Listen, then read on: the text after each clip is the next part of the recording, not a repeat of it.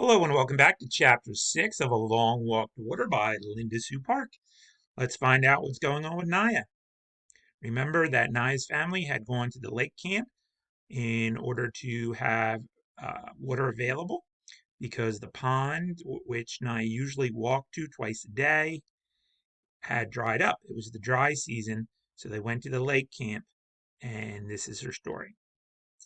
Naya's family had been coming to the lake camp for generations. Naya herself had been there every year since she was born. One thing she liked about the camp was that even though she had to dig in the clay and wait for water, she did not have to make the two long trips to the pond every day. But this year, she realized for the first time that her mother hated the camp. They had no house and had to sleep in makeshift shelters. They could not bring most of their things, so they had to do with whatever was at hand. And for much of each day, they had to dig for water. But the worst was the look on her mother's face when Naya's father and older brother, Depp, went off to hunt. Fear.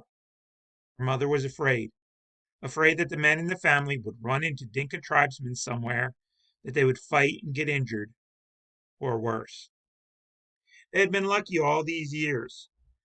No one from Naya's family had been hurt or killed by Dinka, but she knew other families in the village who had lost loved ones in this way.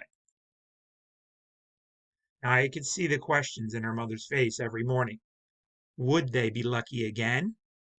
Or was it now their turn to lose someone? Back to Salva's story. Remember that right at the end of last chapter, Salva had someone call him and he recognized someone. So we're going to find out who that someone was. Southern Sudan, 1985. Salva's mouth closed and opened again as if he were a fish. He tried to speak, but no sound came out of his throat. He tried to move, but his feet seemed stuck to the ground. Salva! The man said again and hurried toward him. When the man was only a few steps away, Salva suddenly found his voice. Uncle! He cried out and ran into the man's arms. Uncle Jawir was the younger brother of Salva's father. Salva hadn't seen him in at least 2 years because Uncle had been in the army. Uncle must know about the war and the fighting. Maybe he will know where my family is. But those hopes were dashed as soon as Uncle spoke. Are you alone? Where is your family? He asked. Salva hardly knew where to begin his answer. It seemed like years since he had run away from his school and into the bush. But he told his uncle everything as best he could. As Salva spoke, Uncle nodded or shook his head. His face became very solemn when Salva told him that he had not seen nor heard a single word of his family in all that time. Salva's voice trailed off and he lowered his head. He was glad to see Uncle again, but it looked as if he might not be much help either. Uncle was quiet for a moment. Then he patted Salva's shoulder. Nephew, he said in a cheerful voice.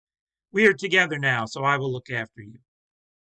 It turned out that Uncle had joined the group 3 days earlier, but since there were more than 30 people traveling together, they had not found each other until now.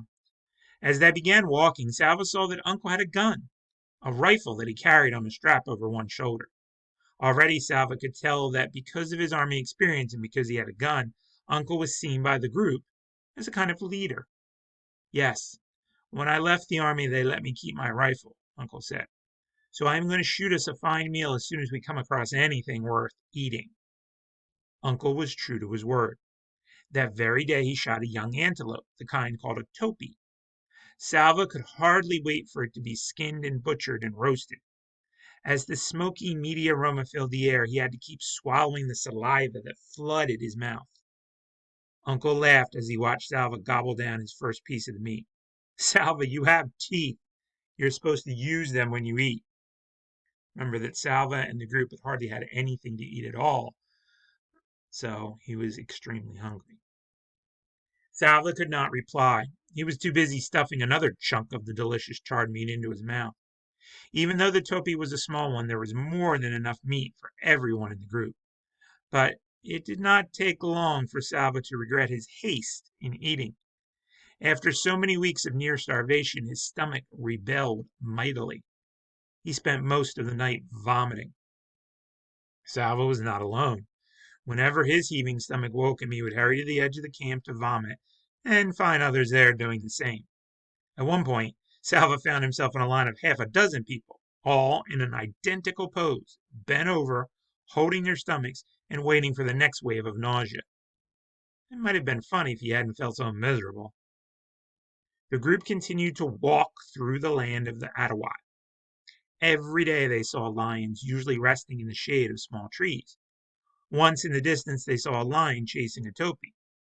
The topi escaped, but along the path, Salva saw the bones of prey that had not been so fortunate. Salva and Marielle still walked together, staying close to Uncle. Sometimes Uncle would walk with the other men and talk seriously about the journey. At those times, Salva and Marielle would drop back respectfully, but Salva always tried to keep Uncle in sight, and he slept near Uncle at night. One day the group began walking in the late afternoon with hopes of reaching a water hole before settling down for the night. But there was no water anywhere, though they searched for miles. They kept walking into the night and through the night. For 10 hours they walked, and by dawn, everyone was exhausted. Uncle and the other leaders finally decided that the group had to rest. Salva took 2 steps off the path and fell asleep almost before he lay down. He did not wake until he felt Uncle's hand shaking his shoulder. As he opened his eyes, he heard wailing.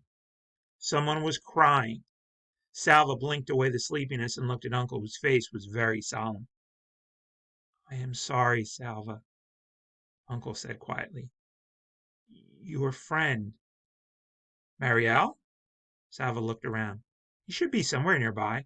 I don't remember if he slept near me. I was so tired. Perhaps he's gone to find something to eat." Uncle stroked Salva's head as if he were a baby.